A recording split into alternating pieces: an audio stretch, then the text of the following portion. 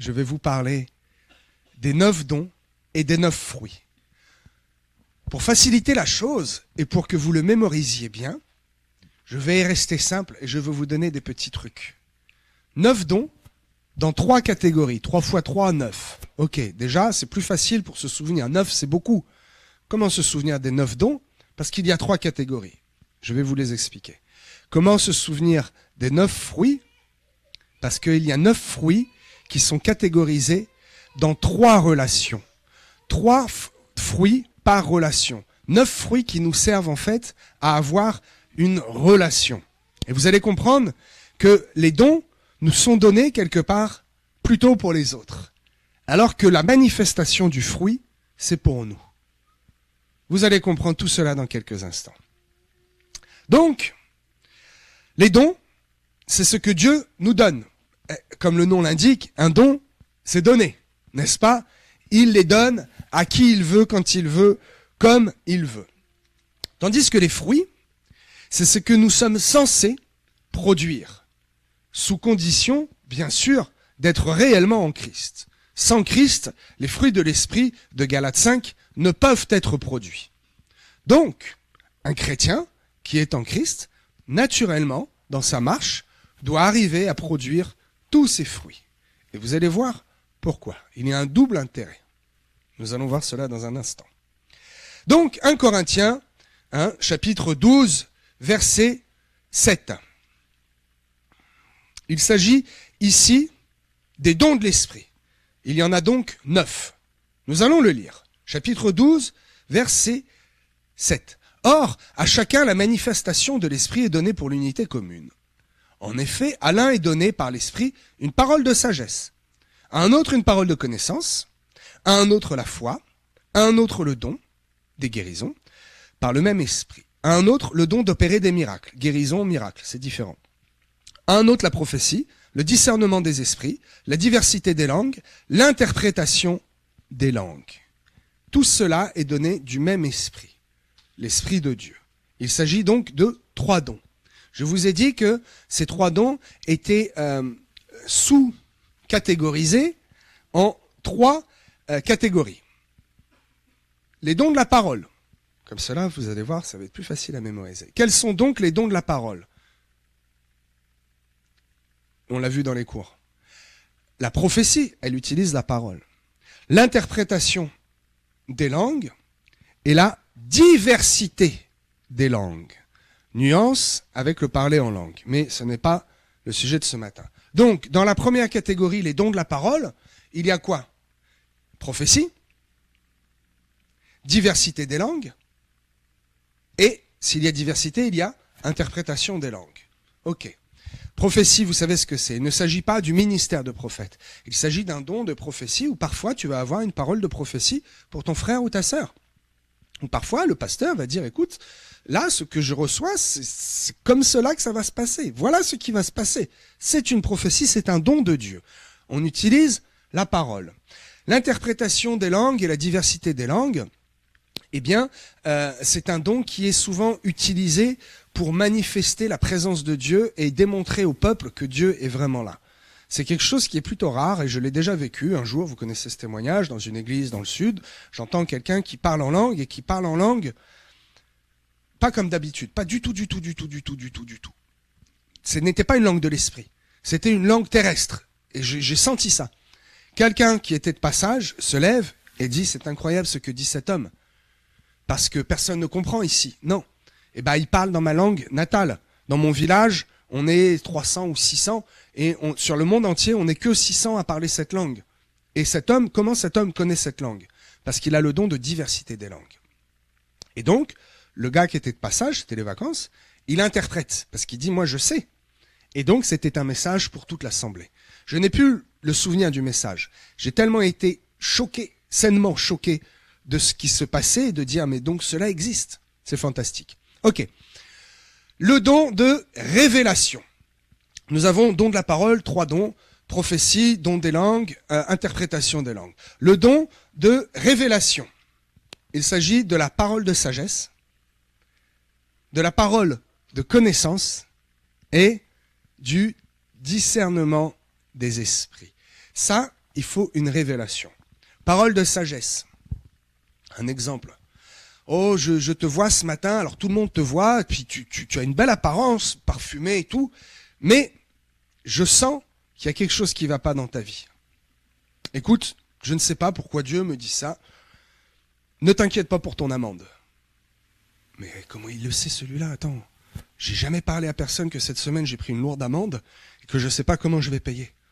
Et le gars vient et il a une parole de sagesse. C'est Dieu qui te parle et qui te dit, ne t'inquiète pas fils, tu n'es pas en tort.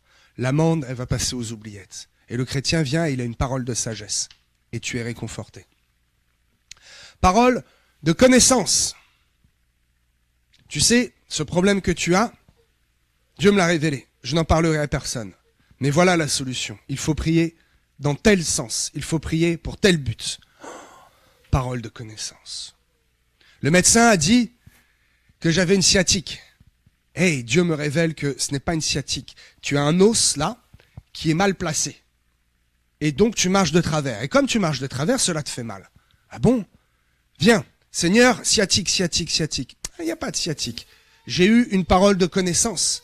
Seigneur, remets l'os en place. Clac! Oh, ça a craqué. Mais, attends, c'est vrai ce que tu dis? Je n'ai plus mal au dos. Le médecin avait dit ça, et toi tu as une parole de connaissance. Alléluia. Puis de discernement des esprits.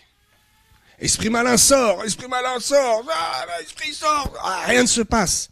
Hey, j'ai le discernement des esprits. Ce n'est pas un mauvais esprit, c'est juste un lien. Alors dans le nom de Jésus, je brise le lien. Paf! Et la situation va mieux. N'est-ce pas? Le discernement des esprits est particulièrement utile pour chasser les mauvais esprits. Donc, don de révélation, parole de sagesse, parole de connaissance, discernement des esprits, savoir à qui tu as affaire. Il ne s'agit pas seulement ici de mauvais esprits. Petite parenthèse. Le don du discernement des esprits va te permettre de savoir à qui tu parles. Qui as-tu en face de toi? Est-ce un vrai chrétien? Est-ce un sorcier qui est déguisé en pasteur? Cela existe.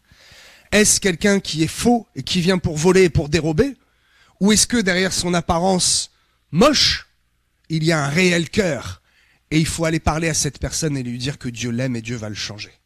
Parole de connaissance et de discernement des esprits, parce que tu connais ce qui se passe sur la vie d'un tel, parce que Dieu te l'a révélé. Et tu vois au travers du voile. Ok. Don de puissance. Il en reste donc 3. La guérison. La foi, c'est un don de puissance. Parce que la foi qui nous anime, nous sommes capables de déplacer des montagnes, n'est-ce pas? Et le don, je le disais tout à l'heure, il y a une différence entre le don de guérison et le don d'opérer des miracles. La guérison, au nom de Jésus, tu es guéri maintenant de cette affection qui te touche le poumon. Maintenant, tous les champignons sont résorbés. Amen. Waouh, don de guérison puissant. Ce n'est pas l'homme qui guérit, c'est Dieu. Mais Dieu passe par la main des hommes. C'est comme cela que cela marche. Ok. Et alors, quelle est la différence avec un miracle? Est-ce qu'on peut guérir une voiture? Il faut un miracle pour réparer le moteur. Pasteur, je n'ai pas l'argent, le démarreur, je ne sais pas, la batterie est bonne, tout est bon, je n'en sais rien. Je crois au miracle, Père, tout t'appartient, moteur, démarre. Quelqu'un a vécu ça avec moi? Colette? Non. Ce n'était pas un moteur. Ah, il est parti. Oh Seigneur. Il a même trahi l'église. Il a vécu des miracles. Ok. Le gars m'appelle, bloqué dans un garage au sous-sol. Pas possible de faire venir la dépanneuse. Pas l'argent. Et il n'était pas assuré. Il me dit, pasteur, je sais pas, c'est le dernier espoir. Moi, j'ai foi parce que je sais quand tu pries, il y a des trucs qui se passent et tout. Viens. Je viens. Il me dit, voilà, la boîte de vitesse, elle est bloquée. Je suis pas mécano du tout, rien du tout. Oh, je dis, mince, boîte de vitesse, qu'est-ce que tu veux faire? C'est un câble qui est débranché, je le branche. Paf, la foi qui m'anime. Merci Seigneur, tout appartient. Au nom de Jésus, tu débloques. Je suis là parce que cet homme a la foi. Manifestons la foi. Amen, alléluia. Je prie, j'embraye, clac, pouf. Puis jamais de sa vie, il a eu un problème avec la boîte de vitesse. La boîte était réparée. C'est un miracle. Ok? Différence entre guérison et miracle. Donc je récapitule. Don de la parole, don de révélation, don de puissance. Parole, prophétie, interprétation, diversité des langues. Don de révélation, parole de sagesse, parole de connaissance, discernement des esprits, et dons de puissance, guérison, foi, miracle. Ok, cela est acquis, c'est bon pour vous. Vous le saviez déjà, mais le fait de le décliner en 3 catégories, c'est beaucoup plus facile pour vous. Et il est utile de savoir que cela existe. Parce que parfois, vous aurez besoin de demander à Dieu de la révélation. Et vous allez dire, Seigneur, révélation, je ne sais pas, j'ai besoin de quoi? Ah, j'ai besoin de discerner les esprits. Père, donne-moi le don de discernement des esprits pour savoir à qui je m'adresse et à qui j'ai affaire. Ok, voilà pour les dons. Mais le message de ce matin, vous l'avez compris, est beaucoup plus axé sur les fruits. Ou plutôt, le fruit de l'esprit. N'est-ce pas, ancien, hein? Tu connais le truc. Bon. Galates 5, 22.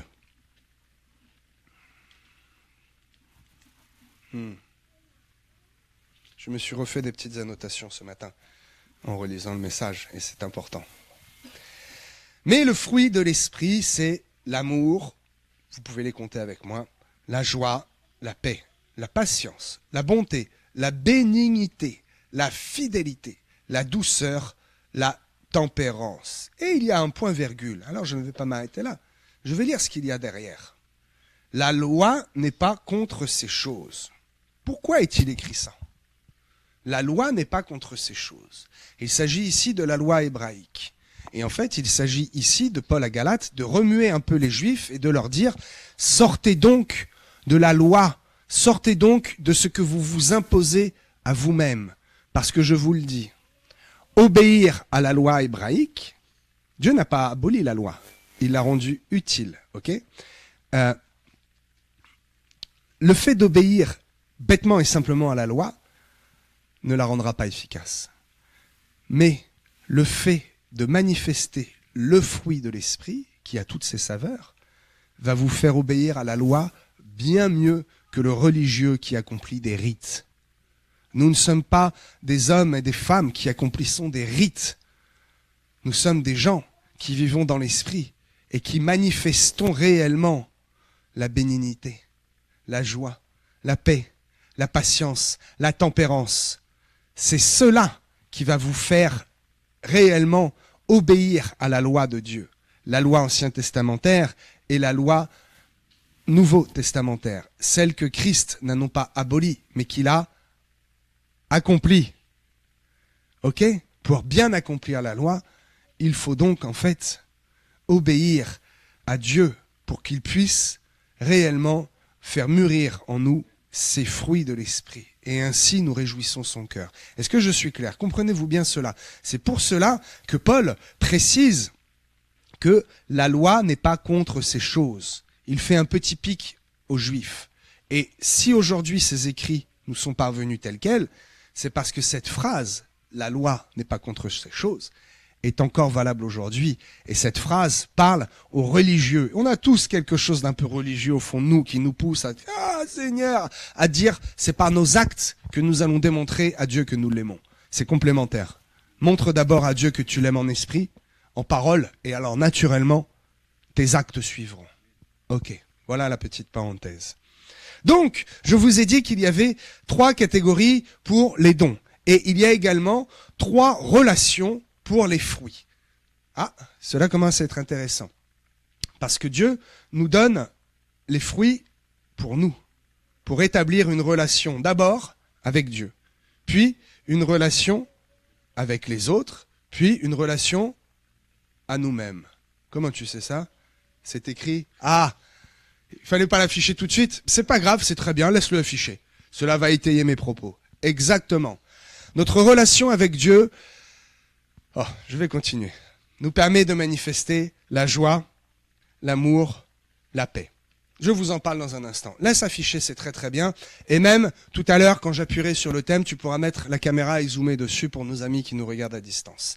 Alors, le fruit, revenons sur le fruit. Le fruit, que l'on soit bien d'accord sur la signification grecque, karpos, qui signifie fruit d'un arbre. Il n'y a pas à tordre la parole, c'est vraiment, en fait, ce que l'on produit. Et le sens profond, le fruit, c'est en fait le résultat d'un travail. Les dons sont donnés. Les fruits, c'est à nous de les manifester. En produisant quel travail? En recherchant Jésus-Christ. Parce que seul, nous ne pouvons rien faire. Alors pourquoi disons-nous, pourquoi parle-t-on des fruits de l'esprit, alors qu'il n'y en a qu'un? C'est le fruit de l'esprit. Mais on dit les fruits parce que le fruit de l'esprit a différentes saveurs. Voyez-vous? Cette façon de comprendre la parole va vous aider à bien mémoriser et à bien la comprendre. Il y a différentes saveurs. Un arbre ne peut porter qu'un seul fruit. Je suis un poirier. Je ne vais porter que des poires. Mais comment réjouir ton palais? Martial, tu aimes les poires. Mais ne sais-tu pas qu'il y a plusieurs façons de cuisiner la poire? Je peux la mettre dans un bocal. Je peux la couper en dés, rajouter du sucre. Je peux la mettre dans de l'eau et boire l'eau assaisonnée avec ce jus de poire. Je peux la faire en tarte, n'est-ce pas, Michel? Je peux la cuire. Je peux donner avec ce même fruit plusieurs saveurs. Ah, sache, mon ami, que Dieu aime les saveurs que tu lui offres. Dieu aime les différentes saveurs que le fruit de l'esprit qu'il a mis en toi donne. Oui, parce que c'est Jésus, c'est Dieu qui le met. Le fruit de l'esprit, c'est l'œuvre de Dieu en nous. Mais nous avons une part à faire. Notre part, c'est de le rechercher.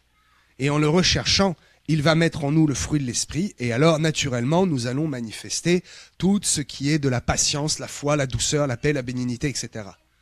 Ok. Et vous allez comprendre dans quel intérêt.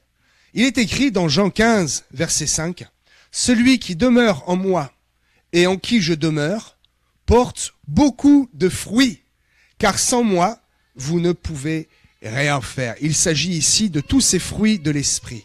Pourquoi il le porte? Parce que je suis en Jésus et Jésus est en moi. Voilà le prix qu'il y a à payer. Voilà le travail que je dois faire pour que de moi sorte le fruit de l'esprit. Et que de ce fruit de l'esprit sortent les différentes saveurs. Commencez-vous à comprendre. Vous savez, dans la parole de Dieu, il n'y a aucun hasard. Chaque mot, chaque lettre, chaque virgule est à sa bonne place. Et donc, quand il y a une énumération des dons ou des fruits comme cela, il y a une importance dans l'ordre des choses qui nous sont données. Ce ne sont pas donnés dans n'importe quel ordre. Ça, c'est Jean. Raffichons Galates, mais le fruit de l'esprit, c'est d'abord l'amour. Aimez-vous les uns les autres. Puis la joie, puis la paix, puis la patience. Ensuite vient la bonté et la bénignité, puis la fidélité, la douceur et la tempérance. Pourquoi est-ce qu'il y a une importance? Parce que je vous ai dit qu'il y a 3 catégories, dans ces fruits. Et on peut réafficher ce que j'ai écrit tout à l'heure. Voilà le petit document Word. Ce sont des catégories qui nous permettent d'avoir des relations particulières. 3 fruits de l'esprit dans 3 types de relations que nous avons. Et il est important, si vous pouvez me le réafficher, s'il vous plaît, de regarder l'ordre. D'abord, l'amour. Aimez-vous les uns les autres. C'est réaffiché? Ok. D'abord, l'amour, la joie et la paix. Ok. Cela nous permet de réellement avoir une relation avec Dieu. Puis, ensuite, avec les autres. Il faut être patient, manifester de la bonté et de la bienveillance envers les autres. Puis ensuite, ces fruits nous servent à nous-mêmes. La foi nous édifie. La douceur nous permet d'avoir une bonne relation avec les autres et finalement d'être en paix avec la maîtrise de soi. Comprenez-vous cela? Ok, je récapitule. Ces fruits nous sont donnés pour avoir 3 types de relations. L'amour, la joie et la paix, c'est des fruits qui vont nous permettre de toucher le cœur de Dieu et d'avoir réellement une relation avec Dieu. Parce que il faut manifester de l'amour, de la joie et être dans une grande paix pour s'approcher de la personne du Saint-Esprit. Puis, la patience, la bonté et la bienveillance. Nous n'avons pas besoin d'être patients envers Dieu ni envers nous-mêmes, c'est envers les autres. Être bon envers Dieu, c'est lui qui est bon envers nous, n'est-ce pas? Et être bienveillant, c'est pareil, c'est Dieu qui est bienveillant envers nous. Donc, la patience, la bonté et la bienveillance, ce sont des choses qui nous sont données, qui nous sont utiles pour avoir une relation avec les autres. Est-ce que vous pouvez cadrer au niveau de la caméra pour ceux qui nous suivent? Puis, notre relation à nous-mêmes. La foi nous édifie. La douceur nous permet d'en avoir aucune maladie. Tous ces cancers, tous ces trucs de stress, il faut être doux. et la maîtrise de soi. Ne jamais se mettre en colère, ne jamais se faire d'ulcère et être capable de se maîtriser soi-même, de maîtriser sa langue, va nous permettre de faire tellement de choses.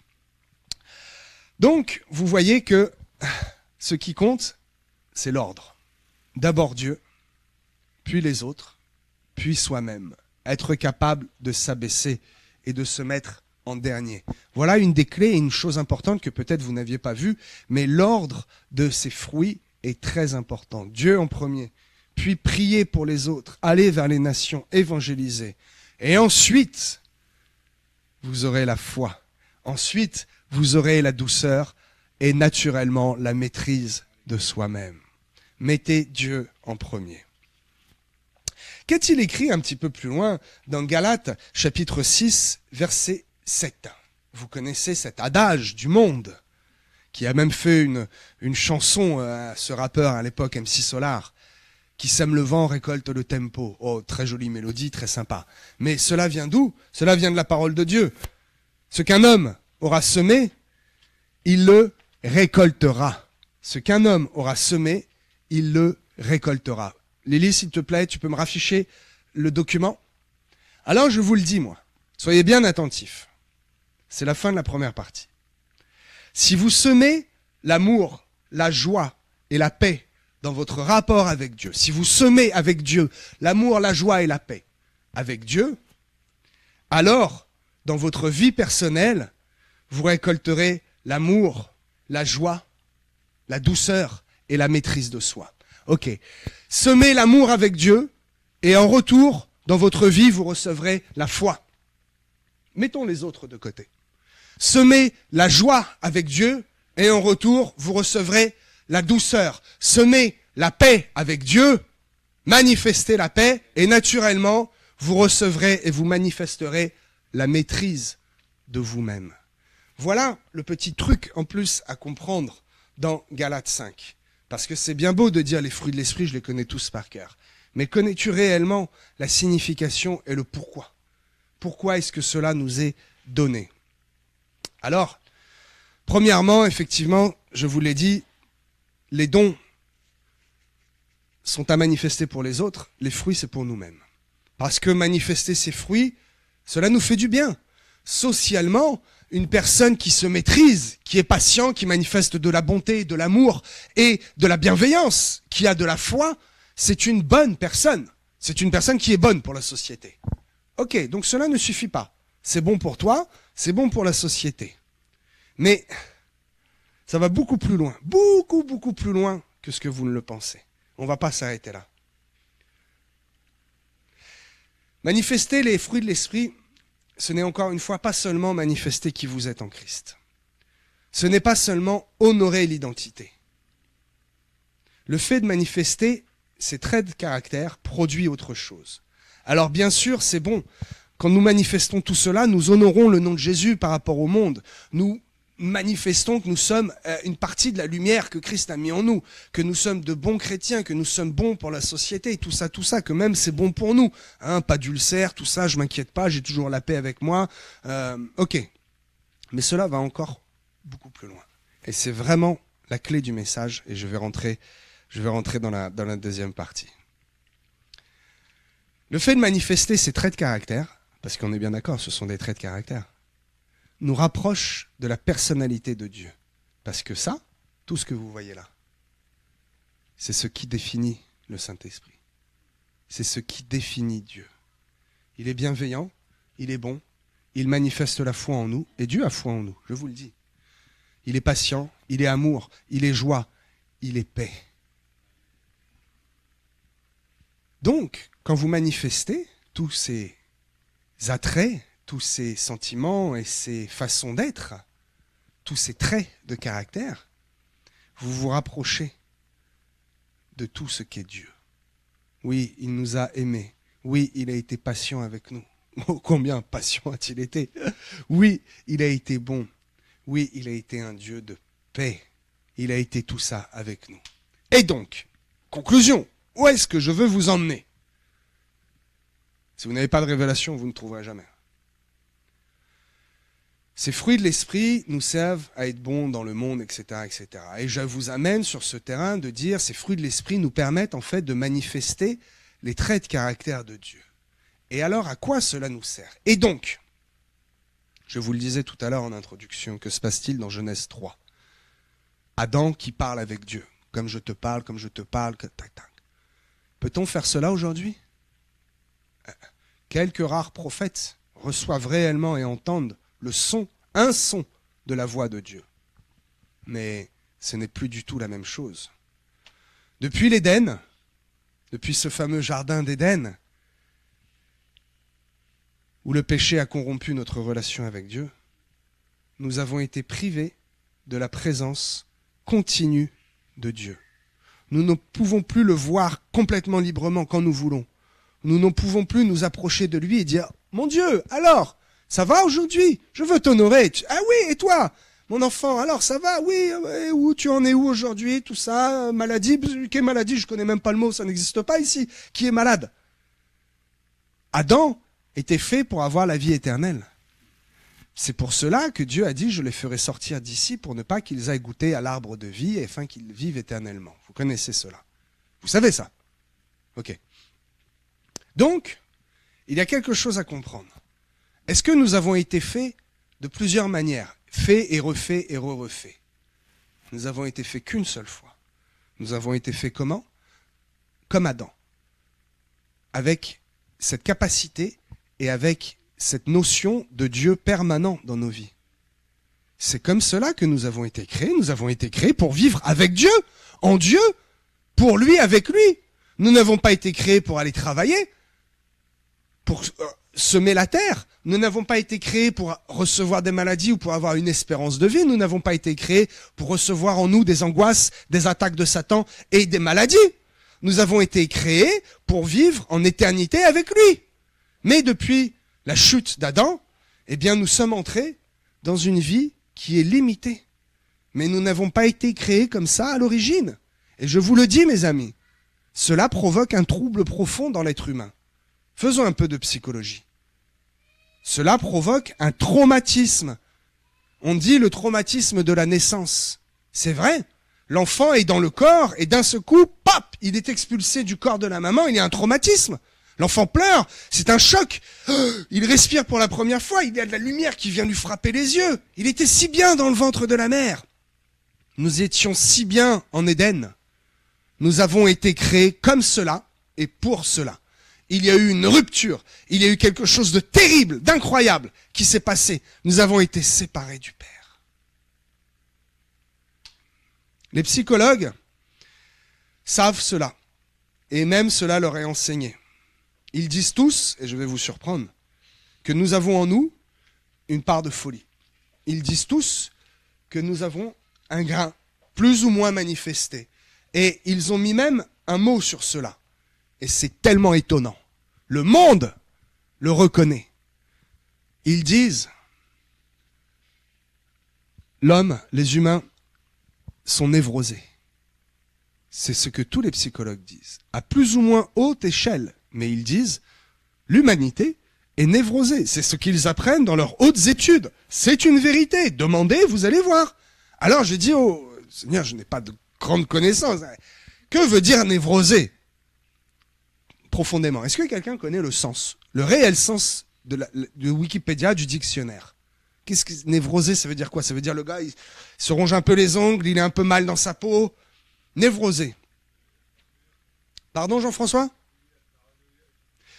La paranoïa est une forme de névrose. Toutes les maladies psychologiques viennent de la névrose. Tenez-vous bien, je vais vous donner la définition exacte. Et c'est impressionnant. Affection caractérisée. Ok, donc ça veut dire que c'est manifeste, hein, c'est caractérisé. C'est une affection caractérisée par des troubles affectifs et émotionnels, sans cause anatomique, on ne le voit pas, et intimement limitée à la vie psychique du sujet.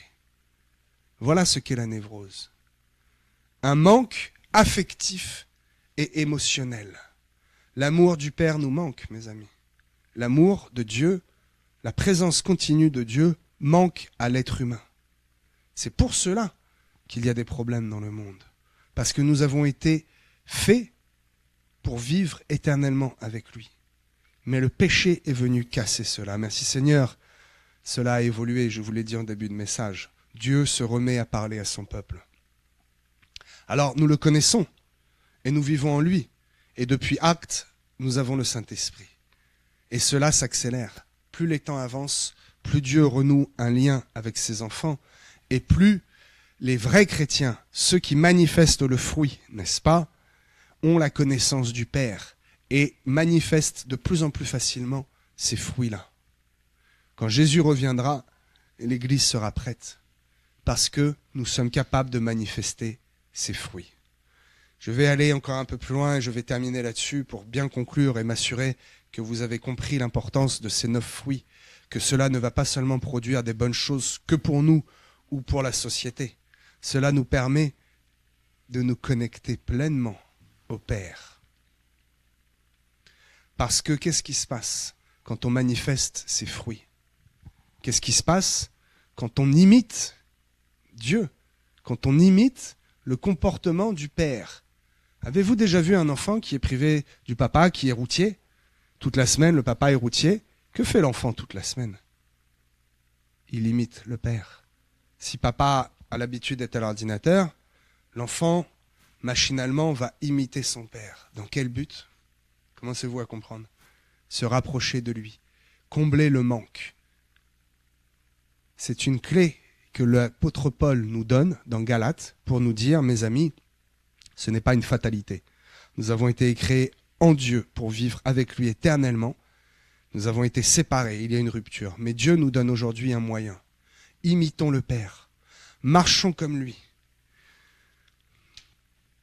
Parce que quand nous manifestons ce fruit de l'Esprit, nous sommes exactement comme Dieu veut que nous soyons. Et nous sommes comme lui est. Doux, patient, joyeux, manifesté, de la paix, etc. Et donc, quand nous l'imitons, cela est un moyen de combler ce manque et de nous rapprocher de lui. Alors, je termine là-dessus et je vous dis, mes amis, soyons ses imitateurs afin de connaître sa présence, non pas seulement de temps en temps lors du culte, mais en permanence, tout le temps. Ne jamais être inquiet ou troublé et vivre comme Adam vivait en Éden. Il n'avait même pas besoin de se dire « Où est Dieu ?» Dieu est là. Il est là, mon ami, ne te pose pas de questions. Dieu est là. Manifeste ces 9 fruits de l'esprit et tu comprendras qu'en vivant comme ça, tu vas combler ce que le monde appelle cette névrose. Tu vas combler ce que j'ai déjà vu cette image, tu sais, ton cœur a une forme spéciale. Si tu y mets un losange, si tu y mets un carré, ça va combler un peu. Mais il faut y mettre la forme exacte pour que ce cœur soit rempli. Quelle est la forme de ton cœur? Tu as un cœur en forme de Dieu. C'est donc Dieu qu'il faut mettre dans ton cœur pour combler tout l'espace manquant. Alléluia. Amen.